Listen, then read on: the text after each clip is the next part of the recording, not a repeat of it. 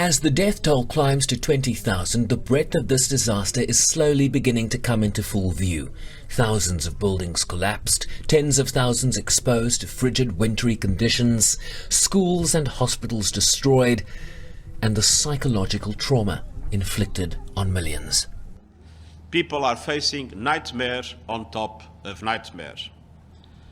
The earthquake struck at the humanitarian crisis in northwest Syria was already worsening, with needs at their highest level since conflict began.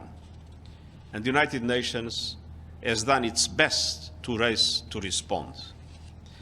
We are deploying disaster assessment experts, coordinating search and rescue teams, providing emergency relief, food, medical supplies, thermal blankets, and other life-saving items. And we are committed to do much more. He's dispatched his emergency relief coordinator Martin Griffiths to the region, who's already in Turkey and expected to make stops in Aleppo and Damascus, Syria, as the issue of access remains an obstacle to reaching people in need expeditiously. With only one border crossing currently authorized by the UN Security Council from Turkey into Syria. First, access. Roads are damaged, people are dying. Now is the time to explore all possible avenues to get aid and personnel into all affected areas. We must put people first. Second, resources. The humanitarian response, the Syrian Humanitarian Fund and the Syria Cross-Border Fund need an urgent injection of support. They are the best options to enable the UN and its humanitarian partners to rapidly respond to people in need. We have released $25 million from the UN Central Emergency Response Fund to jumpstart the response. By early next week, we will launch a flash appeal for donor support for those affected by the earthquake in Syria. Guterres echoed appeals for the international response to the crisis not to be politicized.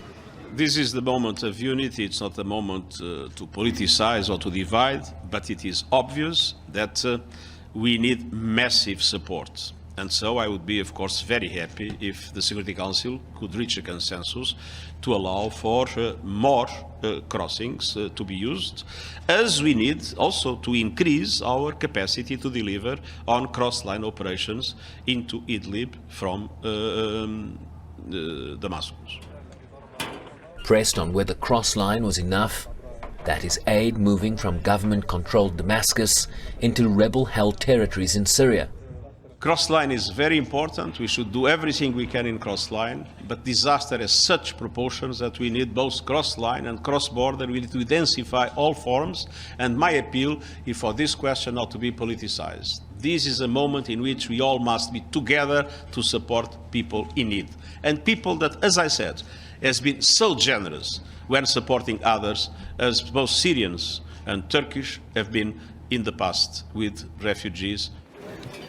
As heroic efforts on the ground continue, overwhelmed by needs that are colossal in a region all too familiar with tragedy and pain, in what Turkey's president has called the disaster of the century.